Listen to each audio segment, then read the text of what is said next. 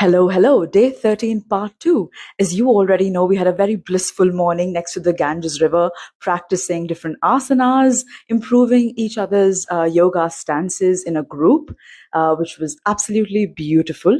And then during lunch, I had a trauma healing session.